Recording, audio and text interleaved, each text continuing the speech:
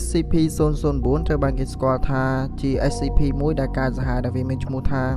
Red Eye ដែលជាតកពណ៌ក្រហមមានពណ៌ដូចឈាមអញ្ចឹង SCP មួយនេះគឺវាសម្លាប់មនុស្សដោយធ្វើការវាជ្រាបចូលទៅក្នុងខ្លួនមនុស្សហើយនឹងបញ្ចេញតកធ្លុះធ្លាយមនុស្សតែម្ដង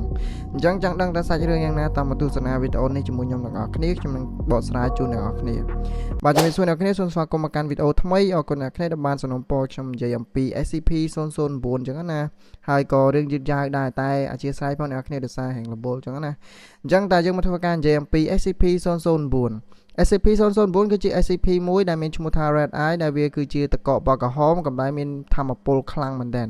ហើយវាអាចសម្លាប់មនុស្សបានដោយងាយស្រួលហើយអ្វីបានជាគេរកឃើញ SCP មួយនេះអញ្ចឹង SCP មួយនេះវាមានលក្ខណៈអ្វីខ្លះអញ្ចឹង SCP-004 គឺជា SCP មួយដែលគេបានរកឃើញនៅក្នុង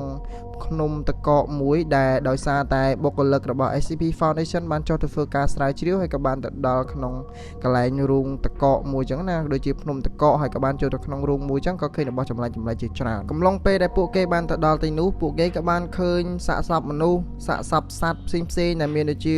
សាកសពកញ្ជ្រោងខ្លាឃ្មុំតកហើយនឹងក្បាលមនុស្សជាដើមដែលសាកសពទាំងនោះសុទ្ធសឹងតែជាសាកសពដែលស្លាប់ដោយសារតែ SCP-004 នេះឯងដែលជា Red Eye ឬក៏តកក្រហមហ្នឹងនៅពេលដែលវាប៉ះពាល់ទៅលើខ្លួនឬក៏លើខ្លួនមនុស្សឬក៏ទៅលើសត្វណាមួយ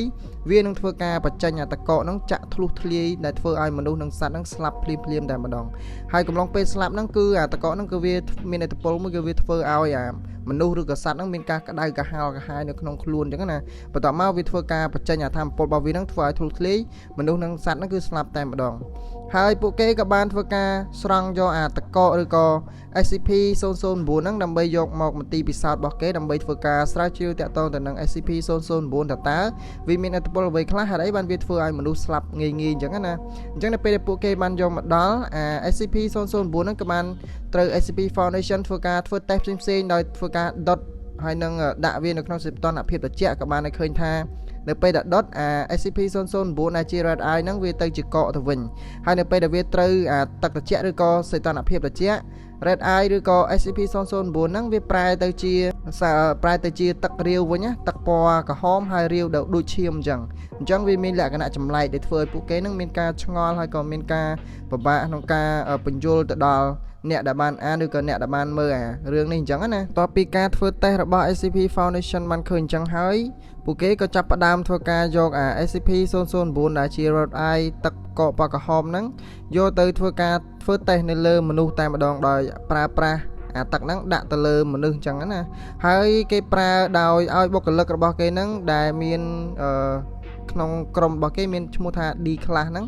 ឲ្យទៅសាកល្បងជាមួយនឹងSCP-004 ហ្នឹងឯងអញ្ចឹងនៅពេលដែលគេសាកល្បងSCP-004 ហ្នឹងត្រូវបានបុគ្គលិកផ្នែកអ្នកវិទ្យាសាស្ត្រហ្នឹងដែលជា SCP Foundation យកទៅដាក់ឲ្យប៉ះជាមួយនឹង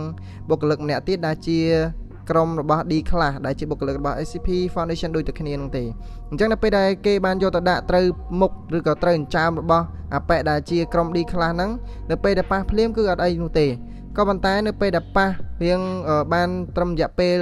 30វិនាទីទៅ1នាទីវាចាប់ផ្ដើមធ្វើឲ្យអាប៉ែម្នាក់ហ្នឹងគឺចាប់ផ្ដើមក្តៅហ្មងក្តៅយកពេញខ្លួនហើយអាតកដែលជា Red Eye ឬក៏ SCP-004 ហ្នឹងវាចាប់ផ្ដើម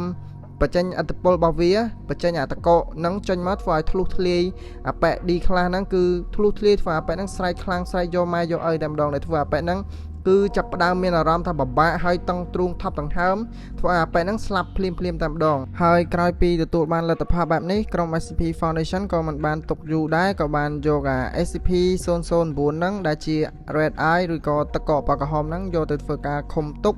ហើយរក្សានៅក្នុងសីតុណ្ហភាពត្រជាក់ដើម្បីកុំឲ្យវាចេញមកខាងក្រៅហើយធ្វើឲ្យមានផលប៉ះពាល់ដល់មនុស្សជុំវិញអញ្ចឹងណាហើយកន្លែងដែលគេរកឃើញ SCP-004 ហ្នឹងក៏ត្រូវបានគេហាមឃាត់ហើយដាក់ថាជាតំបន់ដែលមានគ្រោះថ្នាក់អញ្ចឹងគឺហាមមិនឲ្យមានមនុស្សណាទៅដល់ទីនោះទេហើយរឿងហ្នឹងក៏ចប់ដល់ត្រឹមហ្នឹងអរគុណអ្នកគ្នាដែលបានទស្សនាវីដេអូរបស់ខ្ញុំតាំងពីដើមដល់ចប់កុំភ្លេចចុច Subscribe Channel របស់ខ្ញុំម្នាក់មួយផងហើយកុំភ្លេចចុច Like និង Follow TikTok ហើយនិង Page របស់ខ្ញុំម្នាក់មួយផងដើម្បីទទួលបានវីដេអូថ្មីអរគុណអ្នកគ្នាដែលបានទស្សនាវីដេអូរបស់ខ្ញុំដល់បញ្ចប់អូខេអ្នកគ្នាបាយ